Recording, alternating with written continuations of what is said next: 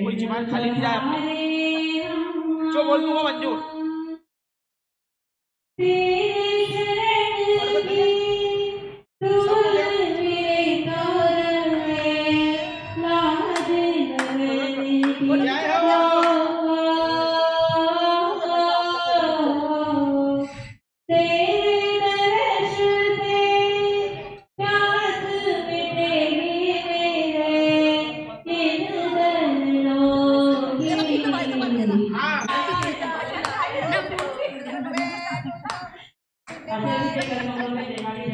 अपने जीवन को यादगार बनाने का प्रयास करें।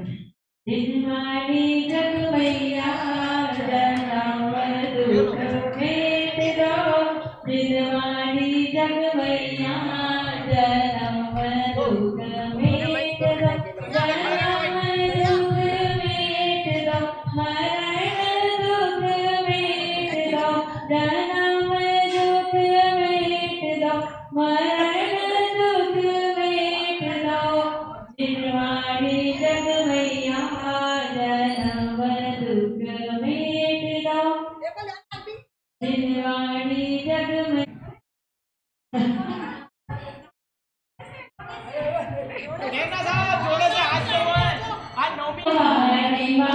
जगदम्बे मारे शारदे जीवन निधन्या डूबती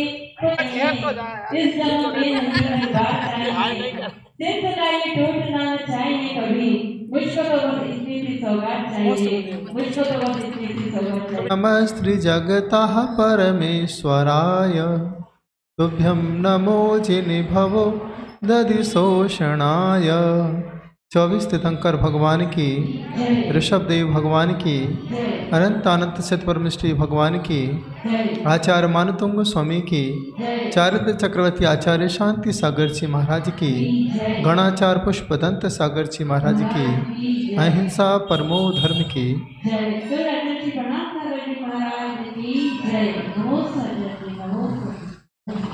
भक्तामर की श्रृंखला में आचार्य मानतुंग स्वामी ने 36 नंबर काव्य के माध्यम से बताया, हे प्रभु आपका विहार आपके मन से नहीं,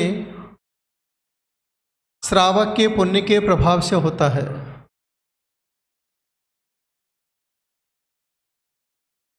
जब गणधर परमेष्टि का पुण्य का उदय होता है, तीर्थंकर की वाणी अपने आप खिड़ जाती है।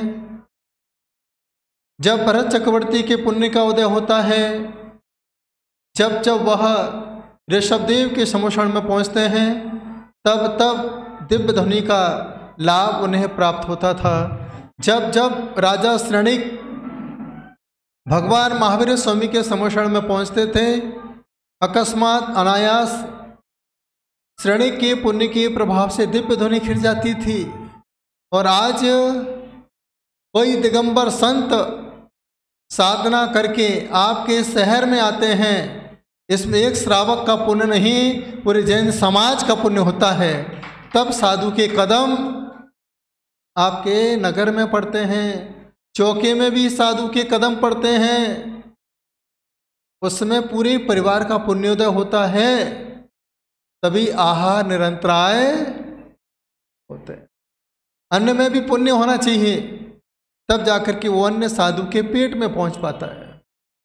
तो यहाँ आचार्य परमेष्ठी कह रहे हैं, हे भगवान आपने विहार तो कर दिया है, आप रुकोगे कब? रुकने का स्थान कहाँ है? कहते हैं समौ शरण।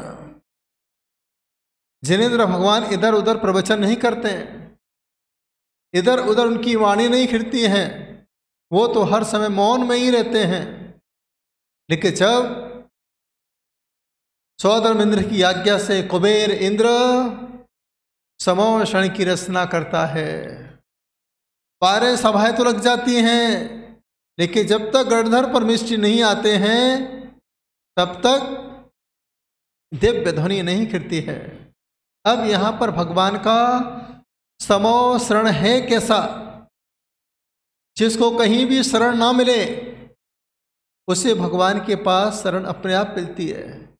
जब तुम्हारे बच्चे तुम्हें ठुकरा दें, रिश्तेदार तुम्हें घर से बाहर भगा दें, उस समय एकमात्र शरण जैन धर्म की है। इसलिए पढ़ते भी हैं, अरहंते शरणम पवज्जामि, सिद्धे शरणम पवज्जामि, साहु शरणम पवज्जामि, एवलीपाणतम धम्मम शरणम पवज्जामि। हम इनकी ही शरण में जाते हैं, बाकी तो कोई संसार की शरण मरने के बाद साथ नहीं देती है। यहाँ मरण होता है, वहाँ परिवार वाले कहते घर से बाहर निकाल दो, अब इनका टाइम पूरा हो चुका है। लेकिन जैन साधु आपको बुढ़ापे में आपको सहारा रखते हैं। काव्य नंबर 37 आज हम उसकी आराधना कर रहे हैं। पहले हम इस काव्य को शुद्ध करते हैं। इस काव्य में सबसे ज़्यादा गलती होती है, और जब सबसे ज़्यादा गलती होगी तो फिर भक्तामर का प्रभाव आपके जीवन पर कैसे पड़ेगा। इसलिए आप सभी भक्तामर के पाठ को जब करें, भले ही आपको याद हो, फिर भी आप जिनवाणी को हाथ में लेके पढ़ा करें। विमल सागर जी महाराज, जिनको मैंने देखा धौलपुर के अंदर, सबसे पहले दर्शन मैंने धौलपुर में किए, वहाँ से बिहार करा के मुरैना तक लेके आया। मैं बहुत छोटा था, उसमें होऊंगा 15-16 साल के उस समय। उनके पैरों में ना जाने कितने कांटे लग गए। पहले तो रोड नहीं थी, इतने सारे कांटे पैर में चुभे, उन्हें पता नहीं चला। इतने अध्यात्म योगी थे वो। रात को वो 10, 11, 12 बजे उठ जाते हैं, वो रात भर माला फेरते और 2, 3, 2.5 घंटे में सिर्फ आराम करते हैं। और जब वो आराम कर रहे थे, मैंने देखे उनके पैरों में कांटे लगे, और मैं उसको चिमटी से निकाल रहा हूँ, उनको कोई दर्द नहीं हो रहा है। वो मैं उनकी चर्या को देख रहा था, पूरी रात भर इतनी सारी मालाएं, उनको इतनी सारी मालाएं घुमाते थे वो। तो मैंने वहाँ देखा कि उनके जीवन में आज ना जाने कितने लोगों का उन्होंने कल्याण किया। मैंने एक ही शब्द वहाँ पर पूछा था, हे भगवान, आप सबको, किसी को हल्दी देते हो, किसी को सुपारी दे देते हो, किसी को कुछ दे देते हो, इन लोगों का काम होता है या नहीं होता है? तब उन्होंने एक ही शब्द कहा, आचार्य जी ने, मैंने भी पीछी ली है, ये सोच करके नहीं ली कि पीछी लूँगा तो ही काम होगा, लेकिन पीछी एक उपकरण है। पीछी को जब तक मैं देखता हूँ, उस पीछी को देख करके मुझे अपने संयम की याद आती है।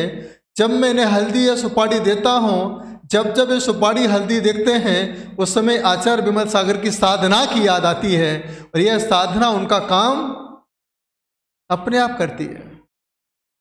क्या दिया है इसकी कोई कीमत नहीं है, किसने दिया है इसकी कीमत है। कुछ लोग आके कहते हैं ना, अरे महाराज जी ने 2 रुपए की पेन पकड़ा दिया। अरे संत ने दिया, तुमने 2 रुपए क्यों याद किए?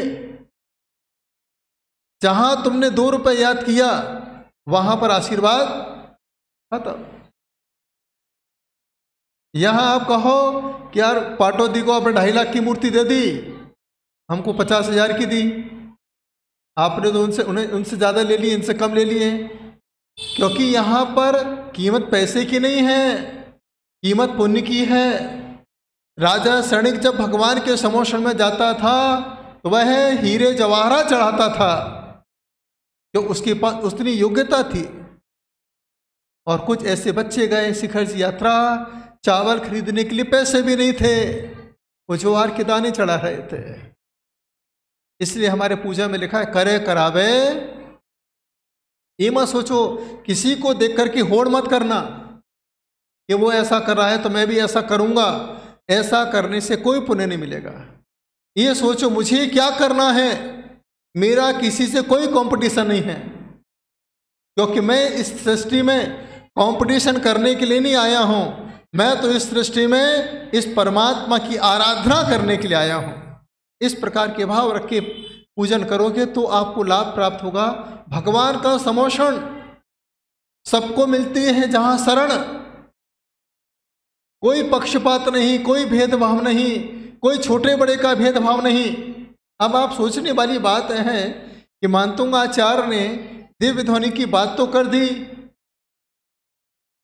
भक्तामर के 35 नंबर काव्य में, अब ये 37 नंबर में समोषण कहाँ से आ गया? लॉजिक देखिए, लॉजिक इतना बढ़िया लॉजिक दिया आचार्य परमिष्ठी ने। उन्होंने कहा देखो इसके बाद जितने भी काव्य आएंगे वो सभी जीवों से बचने के लिए आएंगे। शेर से कैसे बचे, हाथी से कैसे बचे, आग से कैसे बचे, अग्नि से कैसे बचे, युद्ध के मैदान से कैसे बचें, उनकी नदियां बह रही हैं उससे कैसे बचें, कोई सागर में फेंक दे उससे कैसे बचें, कोई जंजीरों से बांध दे उससे कैसे बचें। अब ये सारे बचाव कब होंगे? जब भगवान के समोषण में जाके बैठोगे।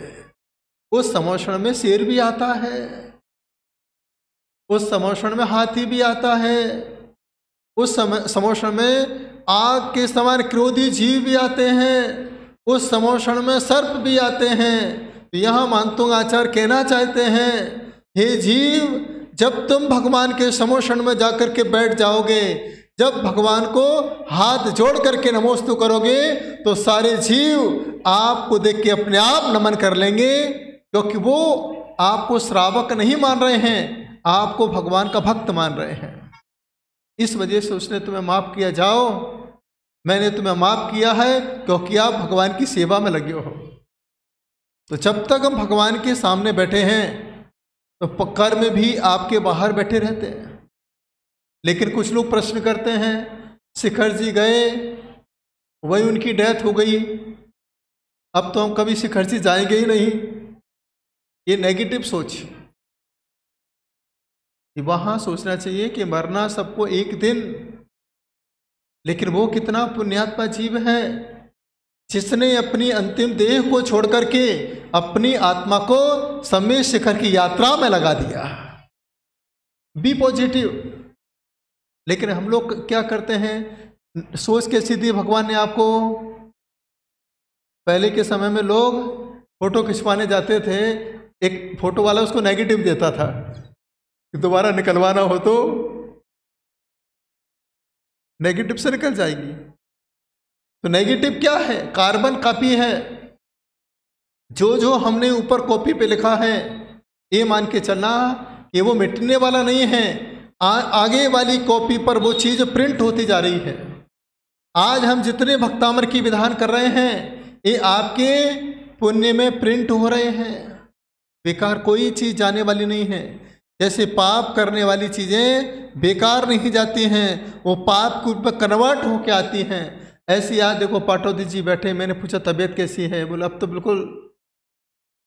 हमारे कुशल राज जी देखिए कितना बड़ा एक्सीडेंट हुआ, बताओ, पैर फिसल गए, घुटने छिल गए, पूरे अंगूठे का फ्रैक्चर हो गया, माथे में लग गई।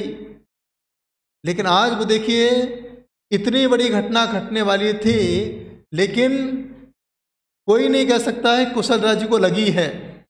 आज वो खड़े हैं, सुबह भगवान लेके आए, आराम से नवीनाथ भगवान की पूजन कर रहे हैं। ये किसका प्रभाव है? भगवान के समोषण में जाने का प्रभाव। कर्म तो उदय में आएंगे, हर जीव के आएंगे, लेकिन जब भगवान के समोषण में बैठेंगे तो सारे कर्म धर्म में कन्वर्टित हो जाएंगे। तो ये काव्य जो वो है बहुत प्रभावशाली है। ये 37 नंबर काव्य इस बात का संदेश देता है कि आपके जीवन में अब कोई कष्ट आने वाला नहीं है, क्योंकि आप कहाँ बैठे हो? भगवान की शोभा में। समोषण किसे कहते हैं? जहाँ मेरे सबको समान रूप से शरण, उसको कहते हैं। जहाँ पक्षपात होने लगे, बड़े बड़े आने दो, छोटे का कोई काम नहीं, वो समोषण नहीं है, राजनीति का अखाड़ा है, इसको वोट डालने दो, ये अपना वाला है। राजनीति का अखाड़ा, जहां सबको समोषण मिलता है वहां आशीर्वाद भी काम करता है। इसलिए कभी भी जैन धर्म में पक्षपात नहीं करना। जहां जैन धर्म में पक्षपात होने लगे तो ये मान के चलना कि अब पुण्य हमारे पक्ष में नहीं है, पाप हमारे पक्ष में आ रहा है। इस प्रकार के भाव बना के आप परमात्मा की आराधना करें। अब ये समोषण कैसा है, क्या विभूति है, क्या वैभव है, वो चीज आप 37 नंबर काव्य में देखिए कि मानतुंगाचार्य इस काव्य में क्या वैभव बता रहे हैं। संसार का वैभव कैसा है और हे प्रभु आपका वैभव कैसा है। बोलिए इत्थम इत्थम, बैठो, इत्थम यथा तव विभूति रभुजिनेन्द्र रभुजिनेन्द्र रभुजिनेन्द्र, इत्थम यथा तव विभूति रभुजिनेन्द्र, धर्मोपदेशन विधौ न तथा परस्य, धर्मोपदेशन विधौ न तथा परस्य, यादृक् प्रभा। आज तक आपने क्या बोला, याद रख। अब याद रख नहीं बोलना, यहां बोला भगवान याद रख मैं आ गया हूं, तो याद रख नहीं बोलना है। क्या बोलना, हाँ, नहीं तो याद रख या अदरक। अदरक क्यों आएगा भैया, या क्या बोलना है मधु, हाँ क्या बोलेंगे, बिल्कुल क्या बोलेंगे किरण जी, यादृक, क्योंकि गाने वालों को सही बोलना पड़ेगा, नहीं तो लोग पंडित जी टोक देंगे। सही बोलो संगीतकार, बोले यादृक प्रभा। आगे भी सुधरना है।